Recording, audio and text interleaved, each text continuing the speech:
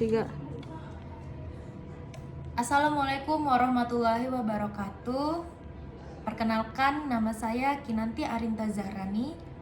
Di sini saya akan mempresentasikan mengenai pemahaman saya tentang materi penentuan harga dan jumlah yang diperjualbelikan.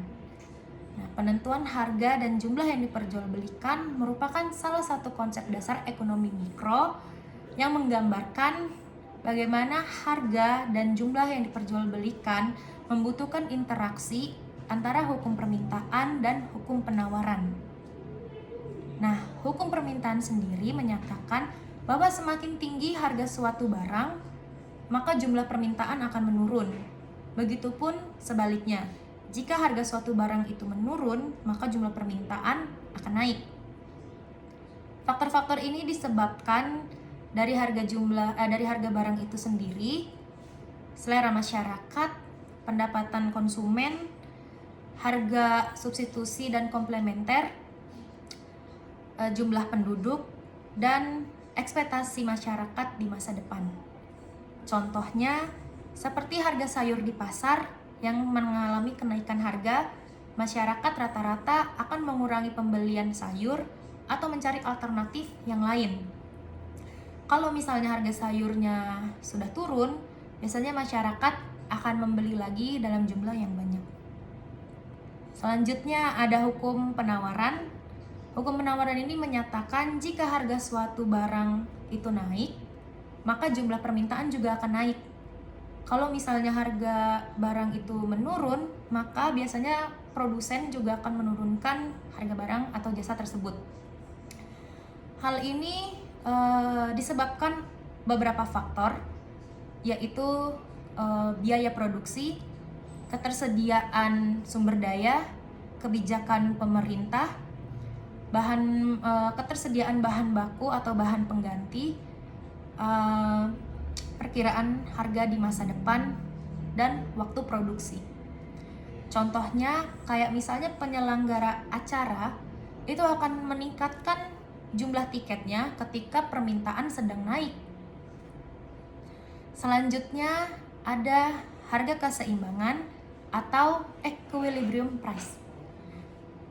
Adalah harga di mana jumlah barang yang diminta oleh konsumen sama dengan jumlah barang yang ditawarkan oleh produsen. Pada harga ini tidak ada kekurangan ataupun kelebihan barang di pasar. Nah, pada titik ini juga pasar berada dalam keadaan yang seimbang, di mana jumlah barang yang dibeli oleh konsumen sesuai dengan jumlah barang yang diproduksi atau dijual oleh produsen. Selanjutnya ada hubungan antara harga dan jumlah. Harga yang ditetapkan akan mempengaruhi jumlah permintaan dari konsumen. Nah, keseimbangan pasar juga terjadi ketika jumlah yang diminta sama dengan jumlah yang ditawarkan.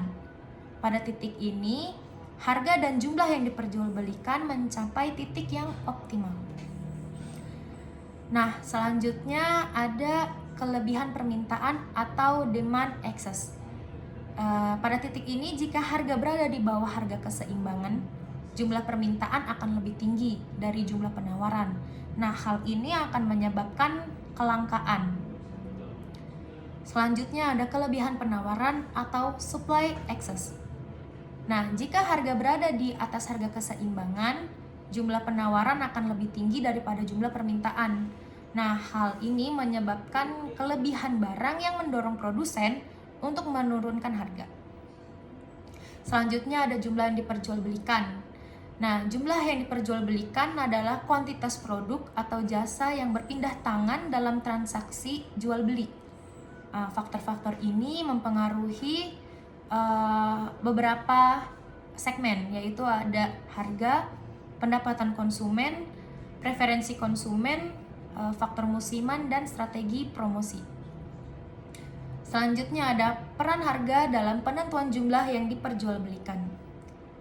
Harga mempengaruhi keputusan konsumen untuk membeli dan keputusan produsen untuk memproduksi atau menawarkan barang. Ketika harga tinggi, konsumen mungkin akan mengurangi pembelian, sementara produsen akan terdorong untuk menawarkan lebih banyak barang. Nah, sebaliknya nih, Harga yang rendah bisa menurunkan jumlah barang yang ditawarkan dan meningkatkan jumlah yang diminta. Selanjutnya ada contoh dalam praktiknya, yaitu jika harga suatu barang, misalnya nasi, tiba-tiba naik karena ada bencana yang mengganggu pasokan. Nah, jumlah yang diminta konsumen mungkin akan menurun karena mereka akan beralih ke alternatif yang lain gitu, atau membeli lebih sedikit. Namun para produsen mungkin akan meningkatkan penawaran untuk mendapatkan keuntungan yang lebih jika mereka menyediakan pasokan yang lebih cukup atau lebih banyak. Secara keseluruhan, harga dan jumlah yang diperjualbelikan di pasar adalah hasil dari interaksi di mana hukum permintaan dan penawaran ini selalu dipengaruhi oleh berbagai faktor eksternal serta kebijakan pemerintah.